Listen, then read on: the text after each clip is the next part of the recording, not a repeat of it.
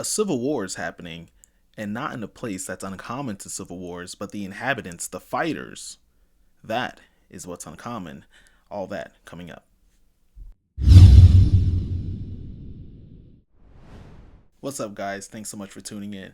Do you guys remember Dawn of the Planet of the Apes? That's the sequel to the Planet of the Apes movie. I believe it came out in 2014. In that movie, you had Koba, who he incited a coup and basically rebelled against Caesar's rule. And they had a big, civil war between the chimpanzees and all the different monkey types. It was absolutely crazy. I'm sure you remember. Well, that's basically happening and playing out in real time. Not so much with the theatrics, of course, but with two rival groups of chimpanzees just going at it, and scientists just don't know why.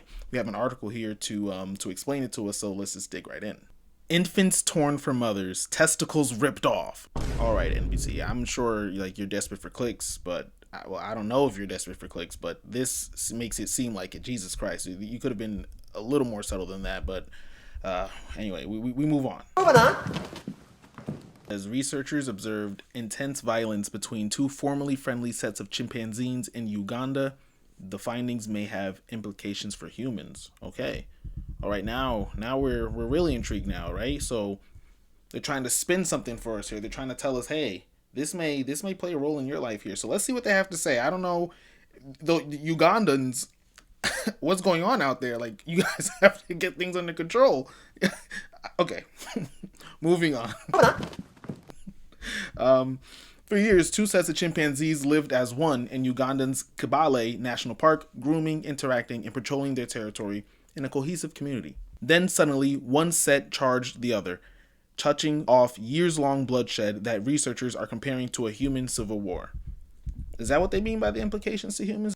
It was just chaos, said John Matani, a professor emeritus in anthropology at the University of Michigan, who had been following the chimpanzees for 2 decades when the violence began in 2015. They started to scream, shout, chase each other. For 3 years after the outbreak, Matani and his collaborator, Aaron Sandel, an associate professor of anthropology at University of Texas, documented the collapsing social bonds between sets of chimps.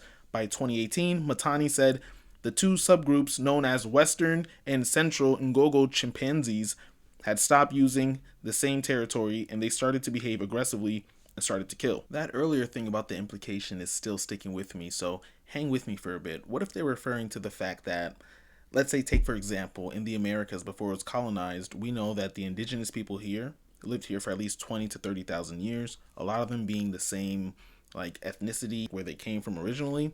A lot of them differ, of course. There were different peoples from different places that came over, different tribes, but we know that they spent those 20 or 30,000 years killing each other. We know this for a fact. So are they referring to something like that in a manner? Civil War style? There are a bunch of different examples you can come up with, but that's just the first one that popped in my mind. But let's continue. At least 28 chimpanzees, including 19 infants, have been killed since, according to first research paper published in Journal Science on Thursday. That's just sad. The 19 infants, that's how do they even learn to do that? Who taught them that evil? Let's kill I guess nature, it's let's kill the babies, because if we're at war with these guys, let's take out the babies, because if you leave the babies, they're going to grow up to become enemies. Now, I'm sounding like a lot of warmongers right now. That's how warmongers think. So just imagine that. The fact that warmongers around the world, and you've seen them lately in these past couple of years, they think the same as these damn chimpanzees, these damn monkeys.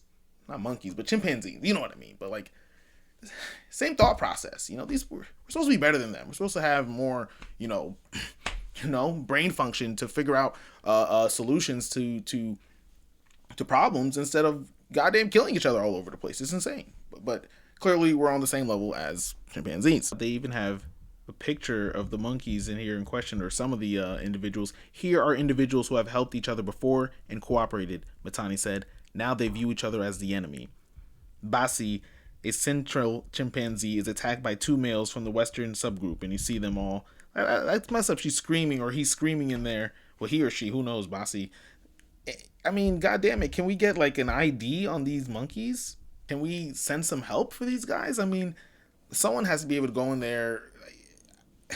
But who is someone? Goddamn Caesar? He's not real. I don't know. This is actually crazy. It's actually an insane story.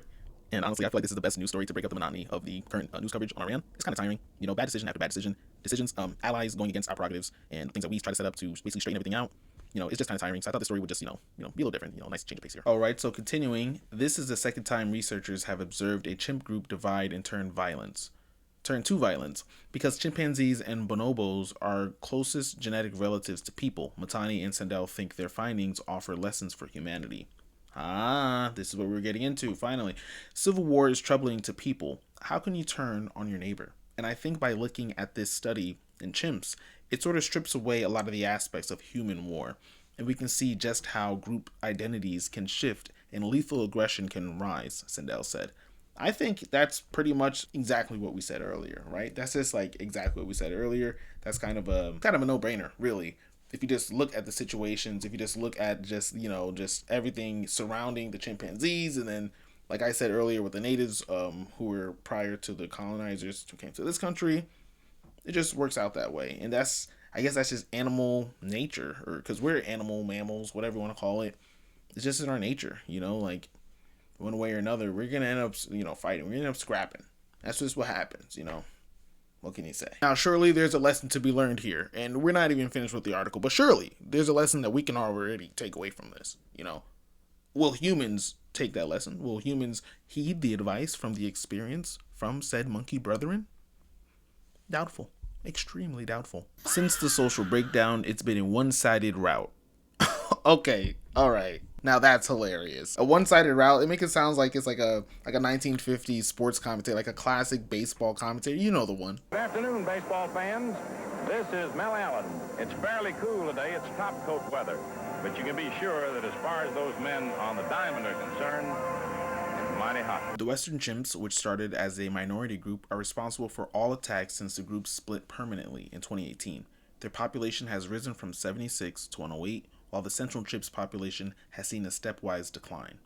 The attacks are vicious. Western chimps have ripped infants from their central mothers' chests and battered them to death. When attacking adult or adolescent males, Sandel said the chimpanzees use collective violence. So they're just out here jumping people, just straight up, grab them, hold them down, jump them.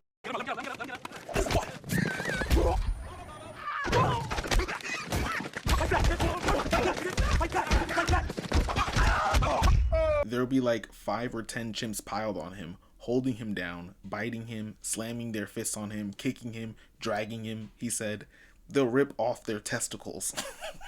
Sorry, that's not funny, but goddamn, that's fucking brutal. Matani said, it's hard to watch. The whole thing depresses me, he said. And you can definitely understand why seeing this would depress him. The article said that he followed them for 15 years prior to the civil wars began. So that earlier picture we saw, that earlier picture we saw of Bassie or Basie, whatever their name was, it's a good chance that he saw that chimp being born. He saw it grow up into Basie that we've seen in the picture, who was being accosted by several other chimps, which definitely is just not fair. So it's definitely heartbreaking and disheartening to see, because these National Geographic type of people, when they follow these animals, they do so for months and years on end, and he's did it for 15 years. So imagine just the camaraderie he would have built with them. Like, who knows if he maybe had contact with some of them, and it's not like once the fighting starts, he can just jump in, leap in and say, hey guys, cool it, man. Just take it easy, man. Oh, just take it easy, man. And it's impossible. These guys, or these chimps, will absolutely demolish you. Yeah, in a few strikes, your chest will be caved in. So there's no point in stepping in. You just have to sit there with your camera and capture it in 4K. Like, oh my God, this is awful. Hopefully I got the right angle, but Jesus Christ. Like, I know I'm making light of it, but it is actually a pretty crazy situation for all those involved, and for the chimps who've lost their lives, and the baby chimps. That's not cool. Loss of life is always bad, but it's nature, so it's reality, it's nature, so we can look at it objectively and even have a laugh or two. I think that's my motto. That's how I live my life, essentially. All right, it also looks like they have a video here for us showing the monkeys losing their minds. So let's just check this out, see what this is all about.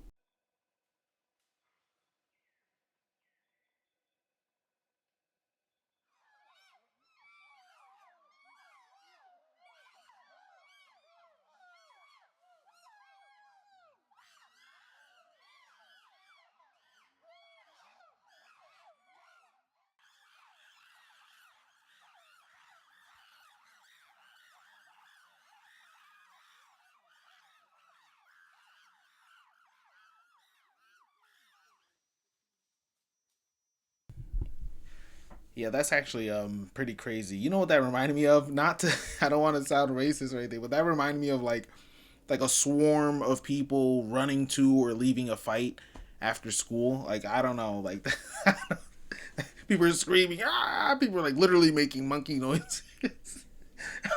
Now, no racist, no racist. Okay, but but yeah, so you can see like growing up with these people, or rather being with these people, being with these chimps for 15 plus years, and then seeing it all like go tits over ass or ass over tits, whatever you want to call it. That shit is definitely disheartening. All the years and years you put into following them just to see their kind of community just ultimately crumble, and who knows if it could recover. We're nearing the end of the article. I believe the last section has to do with the implications, a final forward perhaps. So let's just take one last look at that, and I'll let you all go. You know, I'll let you all leave this whole chimp. This chimp newscast that you sat through, and I do appreciate you sitting through it if you're still here. It's been pretty silly and pretty different, but thank you so much for hanging out. What should humans take away from episodes in which their closest genetic relatives turn on their companions? Researchers often attribute human war to cultural differences, but that's not the case with chimps, Sandel noted. They don't have ethnicity and religion and political ideology. All these cultural traits that we often identify as a major cause for conflicts in humans, especially internal conflicts like civil wars. Instead, the researchers think the violence stemmed from a breakdown of friendships and escalations between cliques and rivals. Sandel said this might indicate those factors play a more important role in human civil war than some would expect. The author suggests small acts of reconciliation and reunion could be the key to peace. That's what I said earlier. Like, I hope a new bridge to peace can be found between the two rivaling faction of chimpanzees. But exactly what does that look like? You know, what form of reconciliation? What does that look like for a chimpanzee? What does that look like in their world, in the animal kingdom like that? Who knows? Matani said it's also important to remember that humans and chimps split on the evolutionary tree 6 million to 8 million years ago. He doesn't want people to come away from the study thinking that violence toward neighbor is a core trait in humans just because it seems to be in chimps. We've changed, Matani said, and in the context of the study, the most important way that we've changed is that we're this ultra cooperative and pro social species. We go out of our way to help others, our neighbors, sometimes total strangers, and we don't just see that in chimps. And I can totally agree with that, and I can appreciate that sentiment there at the end. These two guys, they're honestly, and them and every other like National Geographic type in the world who follows animals like this, they're doing like a huge service. Not only are they documenting what's happening to these animals so that we can take away things from this, like as they're suggesting here in this article, but just the fact that so we can keep up with these animals. Are they going extinct? Is there a new species out there? Are we seeing like some forms of evolution right before our eyes, which we have seen? At least in my lifetime, we have seen that in certain animals, like small bits of evolution. So that's always very cool to see, and that's all thanks to guys like this. Do hope that these ships can come away from this and learn to be nice. Yeah, and I just want to thank you again for being here with me and trying out this new, I want to say new style of video. Like, I don't want to say that, but I'm just here reading an article, one single article, and it was really fun. I had a lot of fun. I feel like you guys are right here with me. Okay, I don't want to get mushy. Thanks so much for tuning in. All right, and I hope you guys tune in for the next one, and hopefully the next one will be really soon. I've been feeling invigorated after spending a week with family. Invigorated to just get back to making videos. So here we go. Thanks so much, and I'll see you guys next time. Oh, and one more thing. Be good people.